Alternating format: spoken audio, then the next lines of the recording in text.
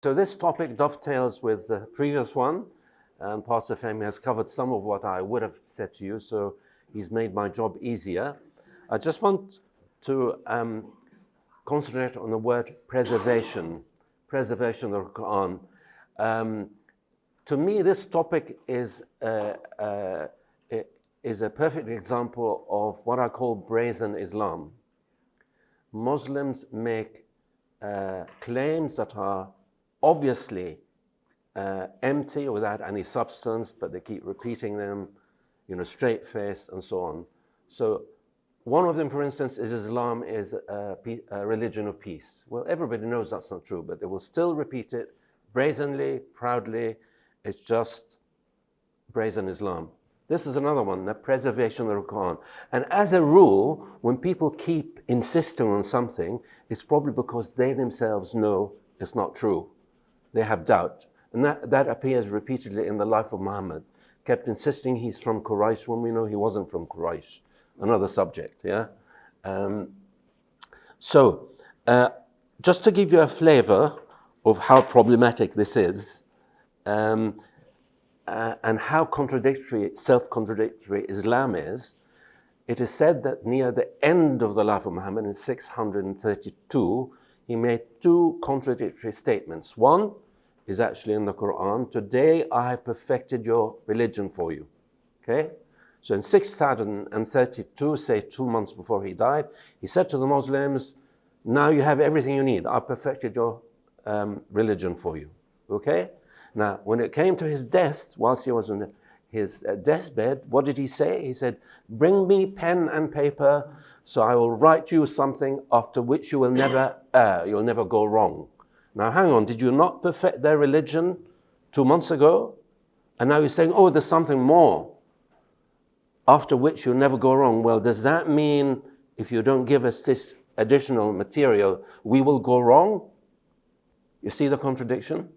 And this is part of the crisis that Muslims have. So they insist on the preservation because they know it is wrong, okay? And they tie themselves into knots on this subject. So we're going to show you how to deal with this. So I'm giving you the knowledge. The style is down to the Holy Spirit. The situation, how you share it, is between you and the Lord, okay?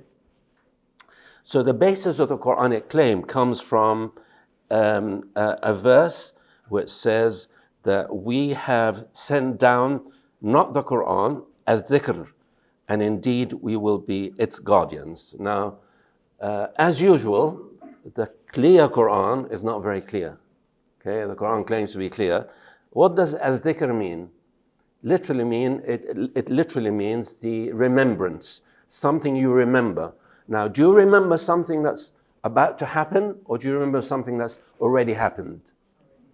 Memory belongs to the past. It preserves the past. What has happened? What books have come before the Qur'an? The Old Testament and the New Testament. Okay? So strictly speaking, Allah has promised to preserve the Bible, not the Qur'an. But some Muslims translate it as the Qur'an. Yeah, so the Arabic says as dhikr, it doesn't say the Qur'an, which shows how much liberty Muslims take with the non-Arabic Qur'an. I've written a book on this, given lots of examples, the True Islam Lost in Translation. Okay? So when they translate, they take so many liberties with the truth. All right. So, and it said falsehood cannot come to it from before it or behind it. So, because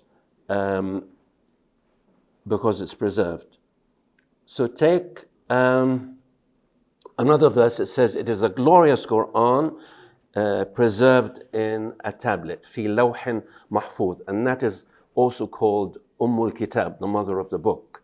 In other words, what you have here was born out of what's kept in heaven. It's eternal. It's near God's throne, and of course that's a contradiction. We know it can't be true, because how many times has the Qur'an changed? Well, did the Lawh Mahfuz also change with it? But anyway, that's now. So these are the claims that give rise to the doctrine of the preservation. The Qur'an apparently has been preserved by Allah. Now, how did it come down? If it's preserved up there, how did it come down? As we know, it came down through, that's what they claim, from Allah to Gabriel to Muhammad. And there are many stories. Did it come to Muhammad all at once, or did it come slowly? Muslims argue. Some say it came into his soul all at once in one night, and he slowly verbalized it. And Gabriel will visit him once a year and revise it with him. And the year he died, 632, Gabriel came down twice and revised it with him to make sure there's no error in it. Well, those who know it know poor Gabriel has done a bad job. Now, so they claim that the Qur'an was meant for tawatur, for verbal, it wasn't meant to be written, which again is a contradiction. So how did the early Muslims put the Qur'an together? They put it from tawatur, which is the memory. It's been passed on from one generation to another verbally, orally, but also in writing, okay? So neither were adequate. Now, when it comes to the oral tradition, there are two classes. There's tawatur, which is apparently reliable because it's been said by many people in whom you can trust, or ahad, which is like a verse in the Qur'an that is only supported by one or two, very few people. So oral tradition that has a lot of support from many people is called tawatur. If it has little support or only one witness, is called ahad. And that's a big job. How do you tell which is which? Because what's the meaning of few? 3, 4, 5, 6? We don't know. There's one verse that was mentioned earlier, the stoning and the suckling of the adult verse, which has been preserved in hadith. Okay? So why is it not included in the Quran? So there's a question of tawatur. Okay. Let's look at what Muslims claim. I'm just going to give you a few examples. Here is Al-Qurtubi saying Allah has preserved his book from any alteration, so no changes, no additions, and no loss. It is safeguarded until the day of judgment. So we'll look at these in detail shortly. And some are even more brazen. Not a single letter, imagine, of the Quran has been lost, and it remains exactly as revealed. See how brazen this is? There's another claim. This is the Quran that we read today contains the same exact words that were revealed to the Prophet Muhammad. And there's another quote from the introduction to Pickthell's translation of the Quran. It says there has been no tampering of the text, and the original purity of the language has stayed undefiled. Such brave claims to make. So the traditional Muslim narrative says the Quran is Allah's word, actually some would say only word of God, given to Muhammad through Gabriel, revealed either instantly or over 22 years. It is apparently clear, Qur'anan Arabiyan Mabinan, Mabin, which means clear. And we ask, why do they have tafsir? Arabic, but it contains a lot of Hebrew, Aramaic, Ethiopic vocabulary. Has no contradiction, but they have something called naskh, abrogations. So it's full of contradictions. They say, oh no, they're not contradictions, they're abrogations. So Allah one day says, this is my word, and next week he says, oh no, actually I found a better word for you. So forget this one, this is a new revelation. He's like a doctor who today gives you penicillin and says, you know what, next week, erythromycin is more effective, here's a new prescription. Bad doctor, I would never register with such a GP, okay? So, and naskh in itself is a point of disagreement. Some say there are only 5 verses that have been abrogated. Others say there's 238 or 48, I can't remember. So you'll never find agreement amongst Muslim scholars. But the very nature of naskh is that it contradicts the preservation theory or claim.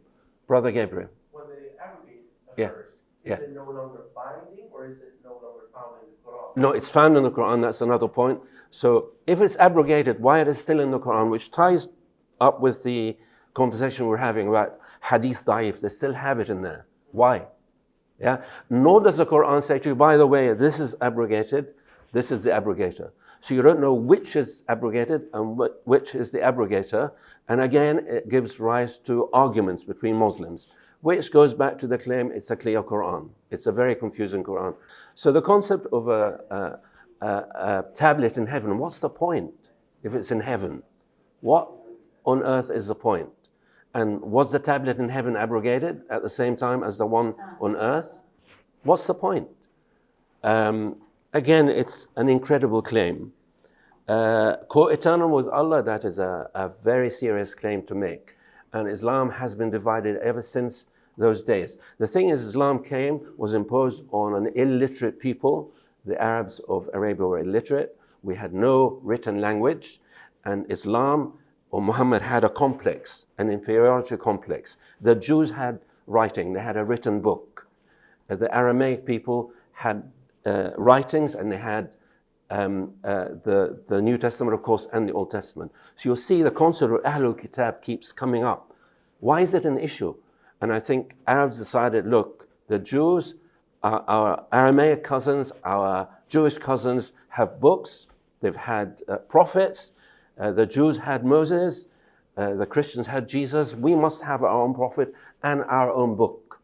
Muhammad was obsessed with books. You need to read the Seerah. And so the idea of the preserved tablet is that John of Damascus, I think it was, who used to debate with Muslims, he would say to them, is Jesus Allah's word? They had to say yes, because it says so in the Quran and in the Hadith. Yes. And then the next question is, Allah's word eternal or made? Is it eternal? If it's made, then it must have had a beginning and an end. Now, if they said it was eternal, then they had to admit Jesus is eternal. And who is eternal but God? Okay, so he snookered them. If they said it's made, it's created, which sometimes, the Quran says Jesus is created, like Adam, then the Quran is created, then it can't be eternal. Can you see that? He really snookered them. And there broke out a kind of a division amongst Muslims and Mu'tazila and so on for a couple of centuries. I think they were the winners, and then they lost it. So the average Muslim now will have to say it is eternal. The Quran is eternal.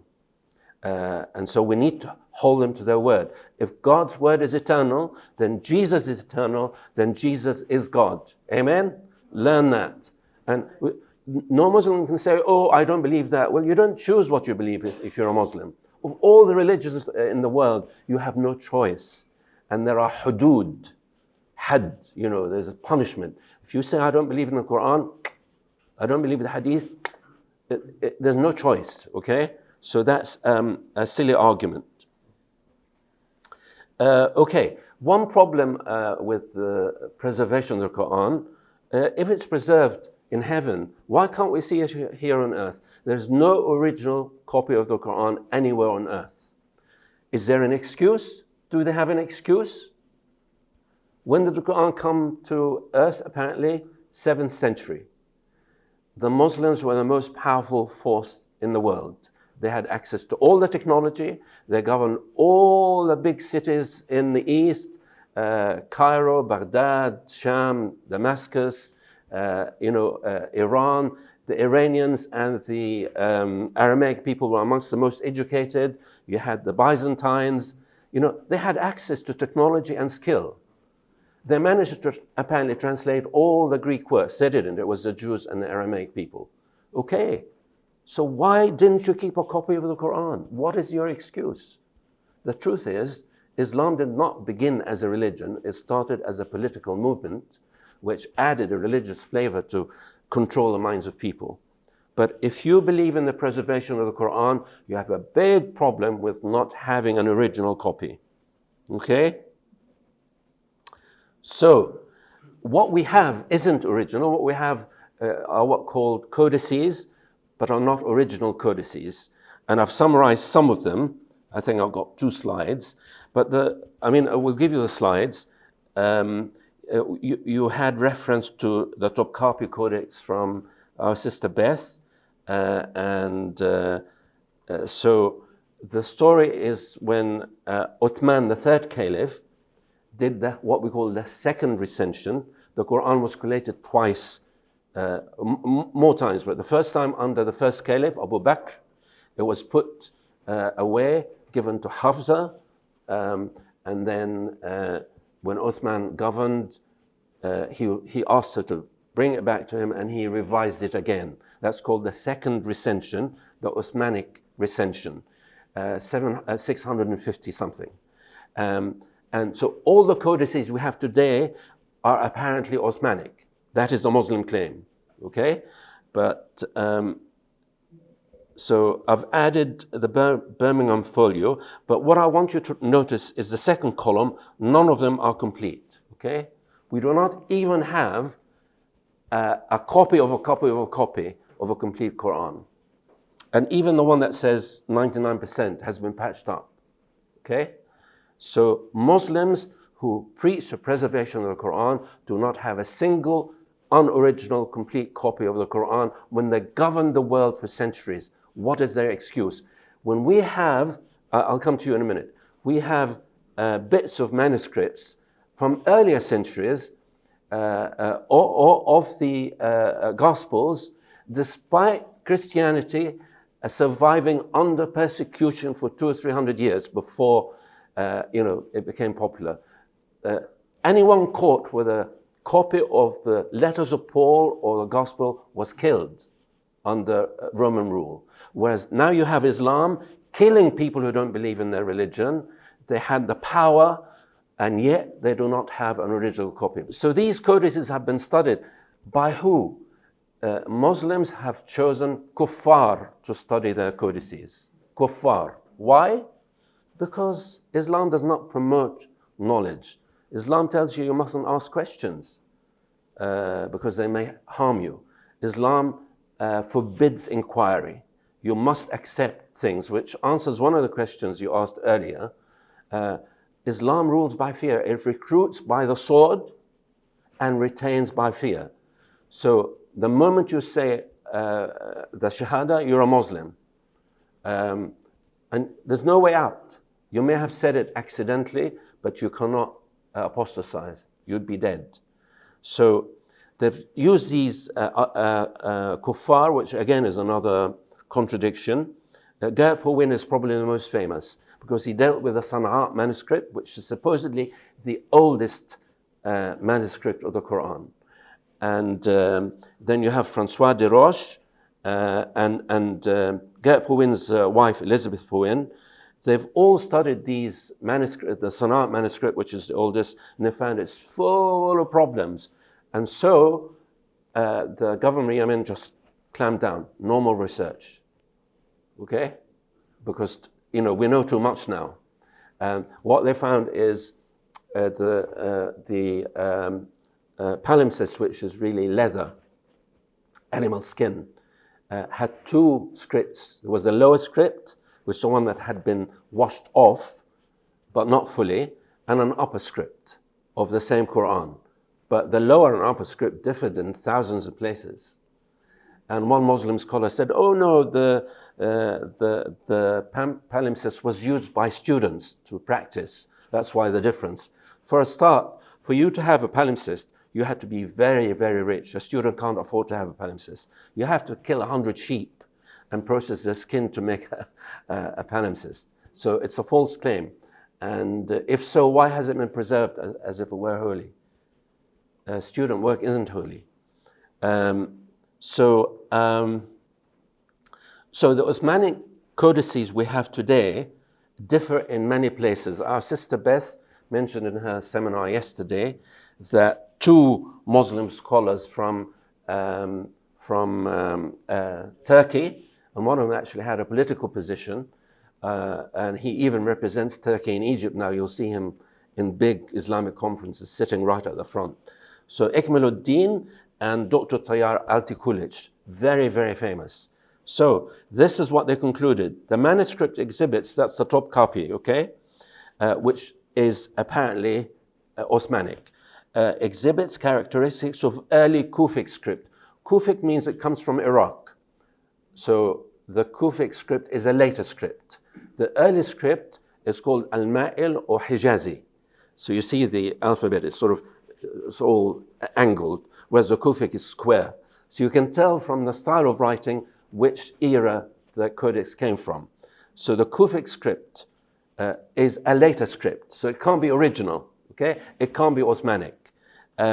So they said the presence of diacritical marks and vowel signs suggests a period of standardization that occurred post-Ottomanic. What do they mean?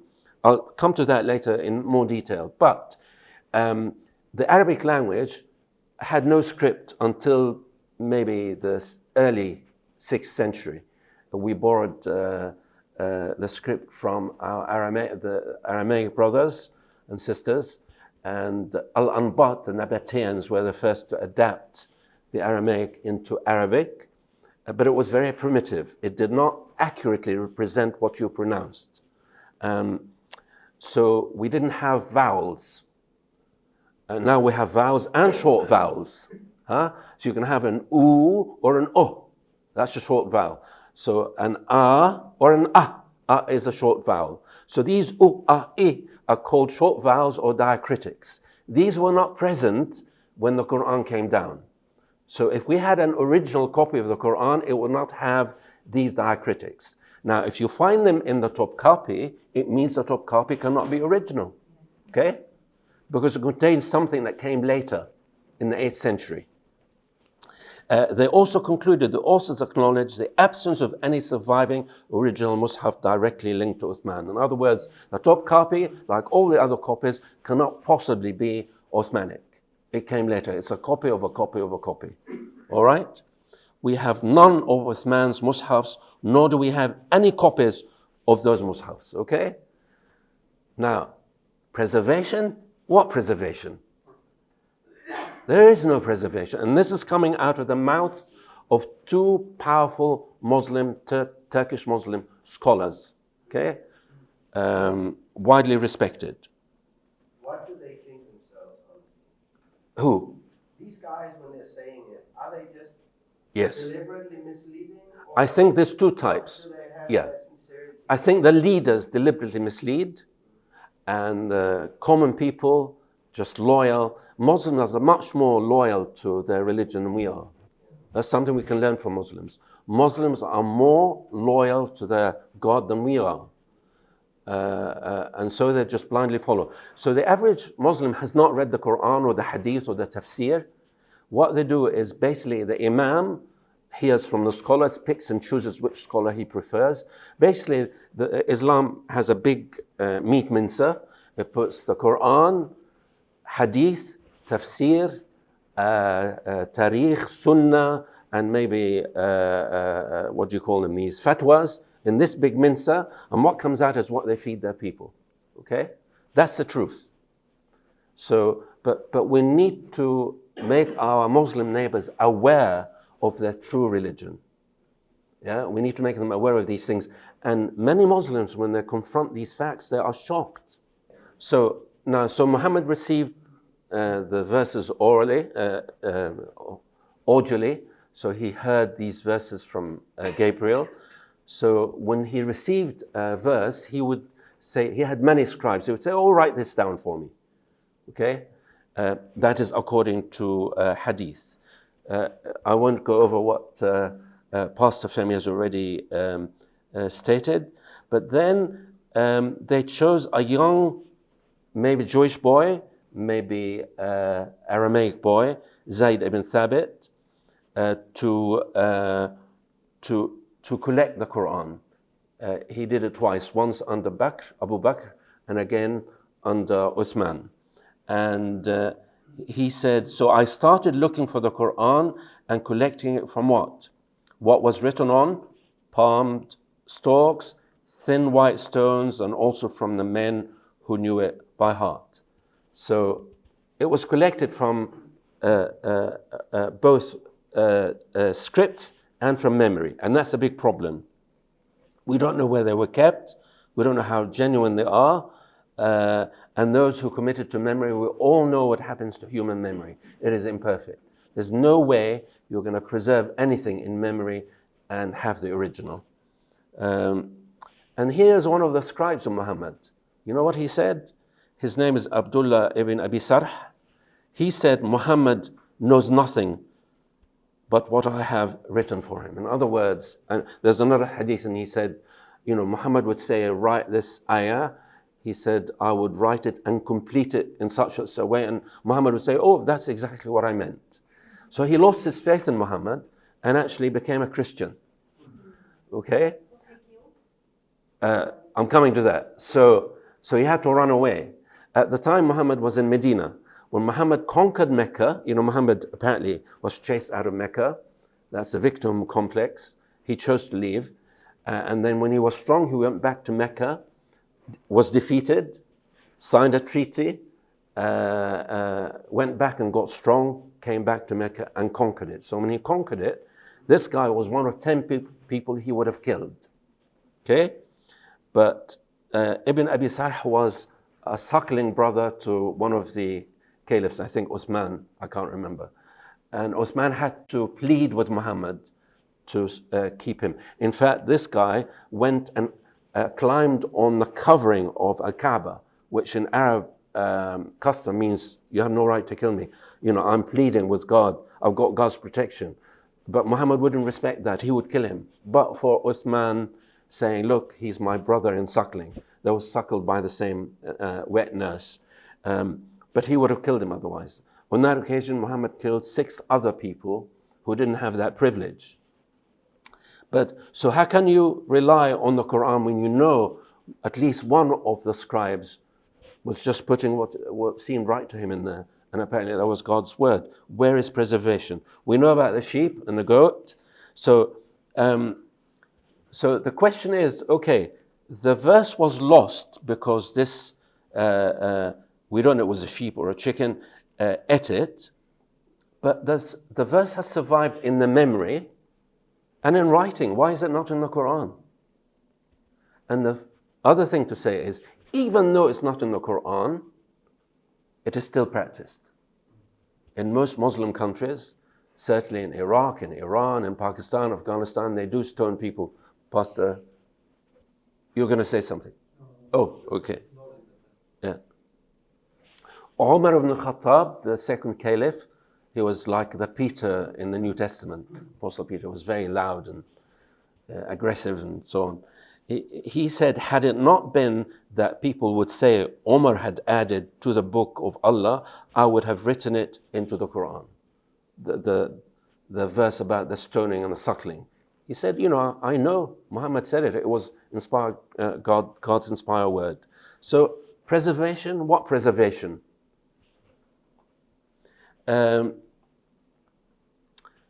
Another question comes when Muhammad was alone. He didn't have his scribes with him all the time, and he received verses in isolation. What happened to those verses? And then he admits forgetting verses. He said, I used to forget a verse that I had received from the Qur'an. And that's in Sahih Bukhari, the top class of hadith. So what happened to those verses? How can you say the Qur'an was preserved? Muhammad was sometimes confused. In fact, when the Qur'an came to him first, he thought he was demon-possessed. He went to his Christian wife, Khadija, and she had to do a test by revealing her thigh, because, angels don't like women's thighs. Obviously, they're not very masculine.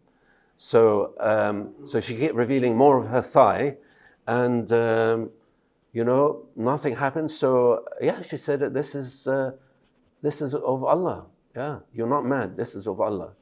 So how can it be preserved? We're always asking that question. How can it be preserved?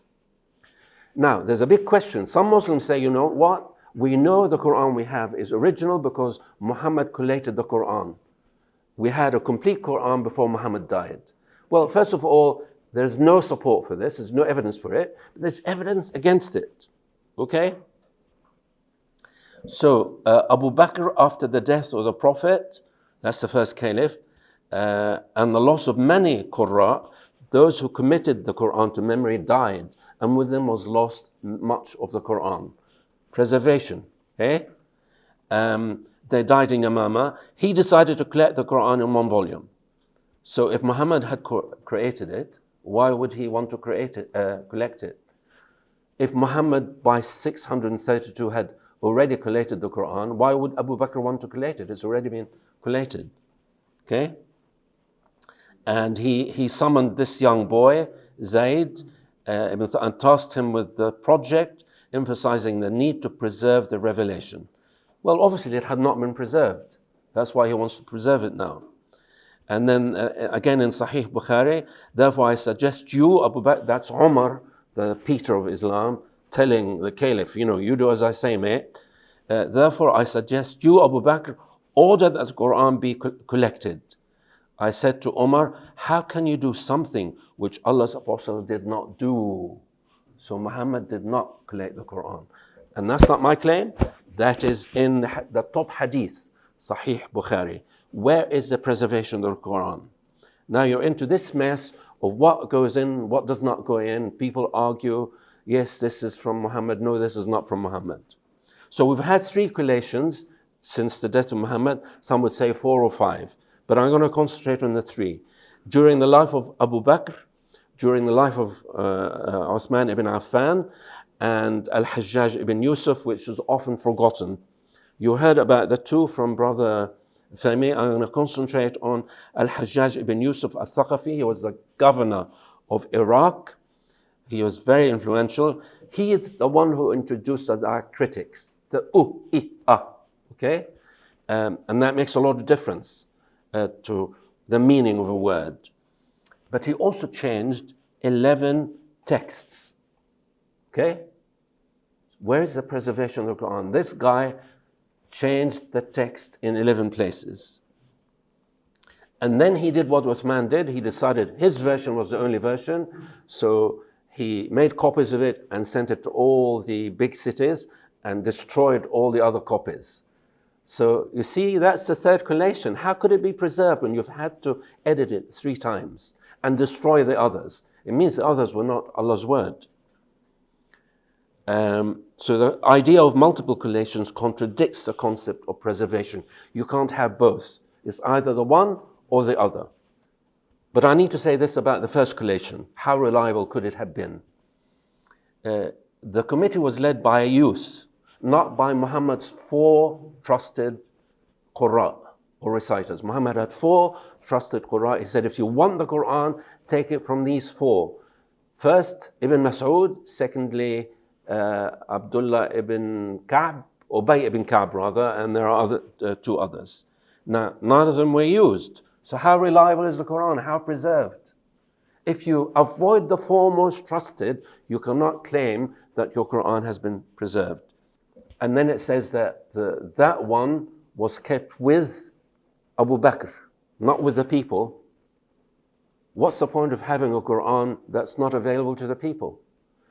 And then when he died, he was succeeded by Umar ibn al-Khattab. Then he died and he gave the copy to his daughter, Hafsa. So when Uthman came, he asked Hafsa to return the copy of the Qur'an, and he edited it, and you know what else he did? He burned the others. Okay, so you had 3 recensions. The Bakrite in 634, the Uthmanic recension of 650 or thereabouts, and then Al-Hajjaj ibn Yusuf, 710. So we are roughly 100 years after Muhammad's revelation started, and we still do not have an agreed copy of the Quran. I'm going to skip these. I just want to emphasize something Brother Fahmi said. Then in 650, during Uthman's life, there were many copies of the Quran. So Abdullah ibn Mas'ud was the most trusted of Muhammad's Qur'an. He had his own Quran. It was popular in Kufa, in Iraq, and he refused to burn it, by the way. So copies survived. When Uthman asked for it, He said, I ain't burning it. Copies were kept. Then Abu Musa al-Ash'ari in Basra. Then you had Ubay, the other of the four most trusted men that Muhammad commended.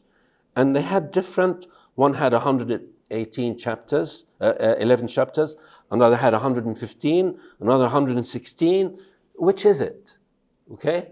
If the Qur'an has been preserved, what was preserved? And how did you decide which chapters to include? So the third caliph, Uthman ibn Affan, was killed. Why was he killed? Was killed by Muslims. Why was he killed? One of the guys who killed him said, you have altered the book of Allah. You have changed the Qur'an. So this is the third caliph dying for changing the Qur'an. And I will talk about the preservation of the Qur'an. Your own history, my Muslim brother and sister, my neighbor, your own books tell me your Qur'an could not be preserved. People died for changing it, and you brazenly tell me it has been preserved. Right, so we can conclude the current Qur'an is incomplete. And one of the highest authorities in Islam, Ibn Umar, so most of the imams and scholars in Islam have relied on the tafsir from Ibn Umar. Okay? Let none of you say, I have talked or I have taken all of the Qur'an. How does he know what all of it is? Much of the Qur'an has disappeared. This is one of the highest authorities in Islam telling you, you do not have the entire Qur'an. There's no such thing as the preserved Qur'an. You may have it up in heaven, but that's no good. It's not been preserved here. You only have some of it. Let him rather say, I have taken of it what has appeared or has been preserved. Okay? Aisha herself said, among what was revealed in the Qur'an was the stoning verse. She admitted that the nusakh, people who copied the Qur'an, made mistakes. Okay? Ubay ibn Ka'b, one of the most trusted four men that Muhammad commended, said, how many verses were there in Surah Al-Ahzab? A companion replied, 73 verses. But he said, it was equal to Surah Al-Baqarah, 286 verses. Okay? So why have these verses not been preserved? And that's in Musnad Ahmad, one of the highest authorities. This is not sourced from Christian books. This comes from Hadith, the second holiest scripture in Islam. Hadith tells us that some surahs of the Quran have been slashed by 2/3. And you speak of the preservation of the Quran? That's a myth. The truth is, Arabic was a primitive language. So when the Quran brags that it came down in Arabic, this is just a tribal boast. It makes no sense. If you want to start a campaign in Europe, what language would you use? Would you use Lithuanian? Huh? Would you use, I don't know, would you use Finnish? You wouldn't. You would use English. We are the best country in the world. No, seriously, you would use the most widely read language. So why did Allah choose to bring it down in Arabic when it didn't have a complete alphabet, didn't have any grammar? It was underdeveloped. He could have sent it down in Hebrew, far more developed, or Aramaic, even better. So the boast that it was sent down in Arabic is not, it can't be divine. God, isn't that stupid? If you want to promote an idea, you use an international language and a highly developed language, and a language that's easy to read and write. We had an Arabic language in the south of Arabia, in Yemen. Okay, it was highly developed. If you look at all the inscriptions that have been preserved, it had grammar, stable alphabet, no disagreements. So, and that tells us actually that the Muslim narrative is not reliable. Most likely, Islam and the Quran appeared in the north, not in Al-Hijaz, in Damascus, most likely near Petra, but that's another subject. So why do these diacritics that the third recension introduced, why are they important? Let me give you examples. Can you see these Arabic words? You see their meanings? They consist of three things. They consist of, I don't know if I can untie. Can you see the troughs, the shape? Like troughs, three troughs. Above them or below them there are dots. That's called pointing. So if you have two dots above a trough, it's a t. One beneath it, it's a b. Three above it, it's a th, and so on, okay? And then you have these decorative shapes above. These are the diacritics. They tell you whether it is tu, ta, ti. Okay, they're called diacritics. Now, if you use all these combinations with one rasm, one shape, look how many variants you can have. So when you come to read the Qur'an with one shape, let's say this simple shape, look how many different meanings you can have. Okay? And you tell me it's a clear Qur'an? It's not clear. And because of this, it could not have been preserved. The qira'at you have heard about stem from the different ways in which you can read these shapes or develop these shapes. Al-rasm. Does that make sense? So that's why you have so many different qira'at. And so the third recension was vital. It was necessary. They had no choice. So I've written a book called, I've translated the Epistle of Al-Kindi from the original Arabic with annotations and commentary in the footnote. You can have it if you have the QR. I can give it to you before you leave if you want. And one thing I noticed was Al-Kindi, he was invited by a colleague. Al-Kindi worked for the palace. He was invited by the cousin of the caliph to convert to Islam in writing. So he politely sent a reply, and that is the Epistle of Al-Kindi. It is beautiful, it is detailed. Basically, he questions the Qur'an, questions Islam, questions all their concepts. Roughly 900 plus, I may be. But let's see what he says about the Qur'an. Do you not know that Ibn Mas'ud, that is the most trusted Hafiz of Muhammad, whom your Prophet called the most learned in the Qur'an, refused to include the Fatiha and the Ma'awidhatains in his codex, the two surahs, and that he refused to hand over his scrolls to Uthman? Okay? So it was known in those days. So when you see these Hatun and others, you know, it's not new knowledge. It's old knowledge, but we need to use it and develop it, okay? And what did Uthman do? He ordered them burnt. Then he says, and Ibn Ubay, or Ubay ibn Ka'b, too. That's another most trusted Qari. He had his own codex, okay? That's another Quran, which you know contained surahs that are no longer read. Were these from God? If so, why were they removed? If not, why were they never read at all? So, yes, why they ever read, yes. And then he's quite bold. He says, we're talking about boldness. He said, what kind of divine book needs such violent editing? Huh? Would a book from heaven require men to destroy all competing versions to preserve its truth? And he goes further, I won't quote him. Basically, he says, it's not worthy of respect. So, is the Quran unchangeable? We come to the concept of qira'at and riwayat. So, Muhammad apparently said the Quran was sent down in 7 letters. Nobody knows what that means. What does that mean, 7 letters? Some say it means 7 dialects.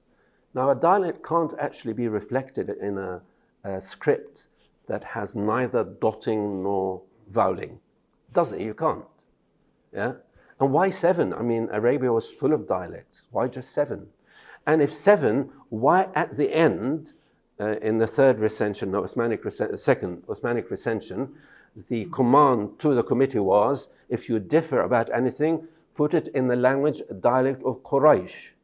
Why not just do it in the language of Quraysh anyway, which is supposed to be the best language?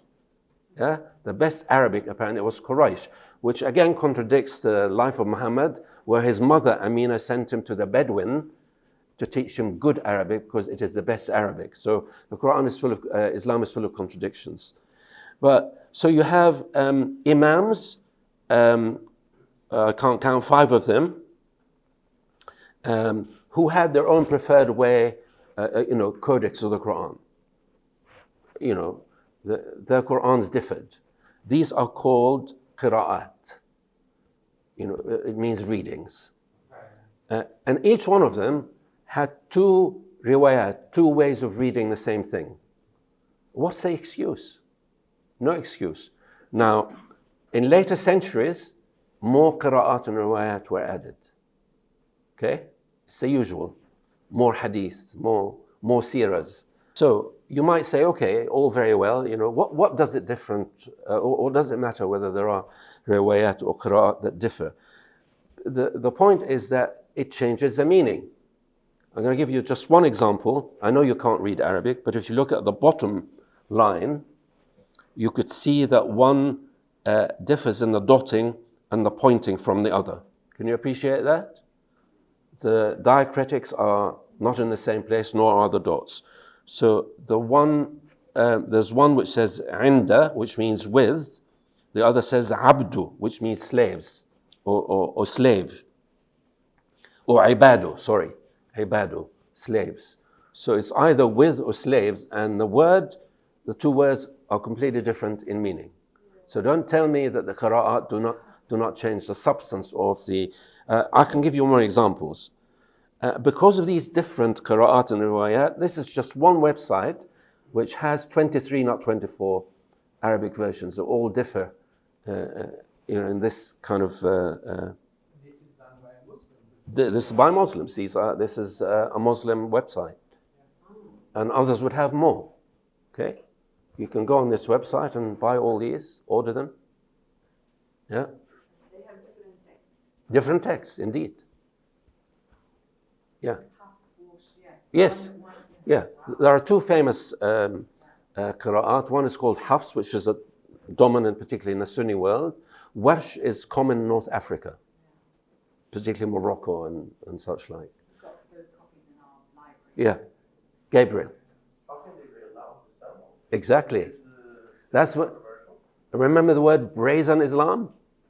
They sell them and they say it has been preserved. Not a word, not a letter has been changed. Did you see how many words and letters have been changed? Okay. So the dilemma is, if they claim that not a single letter of the Quran has been lost and it remains exactly as revealed to the Prophet Muhammad, that is a huge claim to make, particularly when your own holy text contradicts that claim. Okay? Both. You have examples where just the diacritics and the pointings are different. There are deletions. One will have a word that is not present in the other. They have additions. They have occasionally half verses missing. Yeah. And often the meaning is changed dramatically, not just... sometimes the changes are synonymous, but not always. Sometimes the meaning is radically changed. Yeah, I'm going to repeat Ibn Umar. That's a significant statement by a leading Muslim scholar, the father of all Muslim scholars. Let none of you say, dear Muslims, let none of you say, I have acquired the whole of the Quran. How does he know what all of it is? Because much of the Quran has disappeared. Let him instead say, I have acquired what has survived. Okay? There's no such thing as preservation. And that's, it comes from reliable Muslim sources, Ibn Sa'd and As-Suyuti. Okay? So in conclusion, quoting Burton, he says the Quran was a product of a lengthy process of evolution. Okay? That's the only evolution I believe in, the Quran. Okay? Accretion and improvements.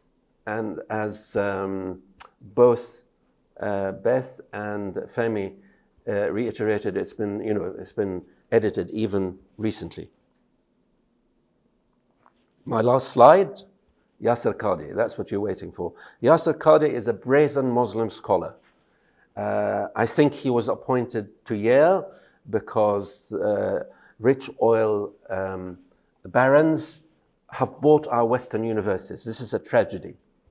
Our Western universities, Oxford, Cambridge, Yale, Harvard, have been bought by rich Muslims. And you've got teachers in there who are brazen. We had one who help me Beth, in Oxford or Cambridge, who disappeared because he was abused of sexual abuse. Ramadan. Do you remember him? Tariq Ramadan. Yeah. These people only get there because of Saudi money. They buy chairs, professorial. You know, £5 million could buy you a chair in Oxford. That's all it takes. So this guy, when he started out, he was quite brazen, you know, openly Salafi. He was a Salafi, you know, no shame. At the time he said, the Qur'an we recite today is exactly the same as the Qur'an revealed to the Prophet Muhammad. You think he didn't know all that we know? After years of study? Because when you study Islam, you study your own text. So everything I've said today comes from Muslim text. You have to be stupid, I'm sorry to use that language, to go through all your learning years and make that statement unless you are brazenly deceiving people. The Qur'an we recite today is exactly the same as the Qur'an revealed to the Prophet Muhammad, letter for letter, my goodness. Talk about exaggeration, and word for word. Then later he had to admit the issue of ahruf, that is the qira'at, the variations, the variants of the Qur'an, has vexed the ummah from the very beginning. Why didn't you say that 20 years ago? And this is not something we can just overlook, really. Of course you can't, because your own books say it. If you really respect hadith and the Qur'an, then you know that you cannot claim the preservation of the Qur'an as a doctrine.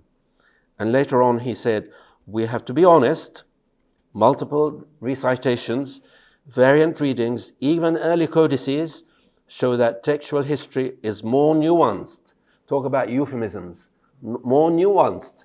And then he said to what's the name of the boy who was challenging him? Muhammad Hijab, the big Egyptian guy, who interviewed him, but he didn't realize it was being recorded. He said, if I give you a blank page, what would you write? Which Quran would you write? Warsh, Hafs, you know, which? And he basically was saying to him, look, this is a question you can't ask in public because, you know, some people are weak. Some Muslims are weak. They don't have strong faith.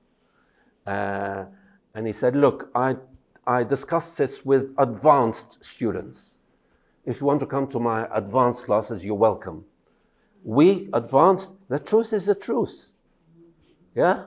When Jesus says, I am the way, the truth, and the life, we teach it to all people, weak, medium, strong. We don't have advanced classes. The truth is the truth. He's asking you, which of these would you say? What would you write?